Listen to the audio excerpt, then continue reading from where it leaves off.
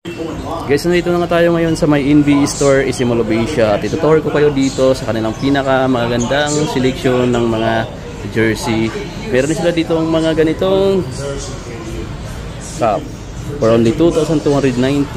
Andito yung mga pinakamahal nilang jersey, 19,990 pesos. Jordan, Michael Jordan. Nandito pa dito mga amigong iba. Meron pa tayo ditong mga Chicago Bulls, Bulls. Meron silang Fila. Ito, 19,990 pesos. At ang dami mga amigo, yan yung makikita mo dito. So yan yung makikita mo itong mga jersey.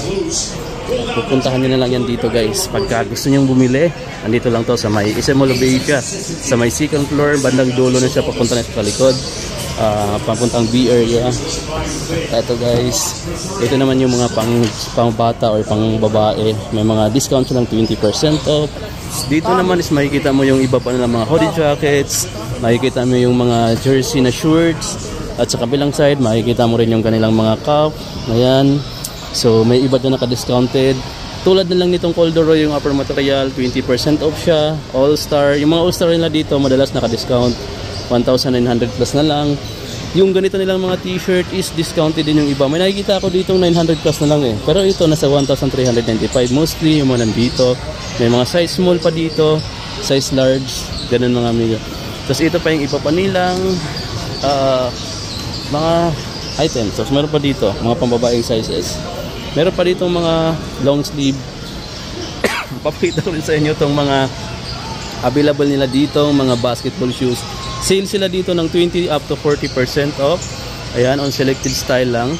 So ito kabuuan mga amigo dito sa may NB Store. Medyo hindi matao ngayon dahil holidays. Ayan, maraming nag-outing ngayon. At hanggang dito na lang mga amigo. See you on my next vlog. Peace. Okay guys, so yan, nandito tayo sa fitting room at gusto natin isukat itong isang Lakers na number 23, LeBron James. And guys, sana magkasya natin, sana babagay sa atin. Check lang natin muna, fitting natin.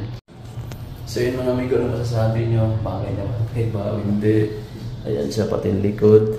Ito siya. Kita mo amigo, maganda ba siya tingnan? Ayan. So ito yung harap. Tayo. Sulit na sulit pa siya guys, itong gilid, yung pilang side. Ayan.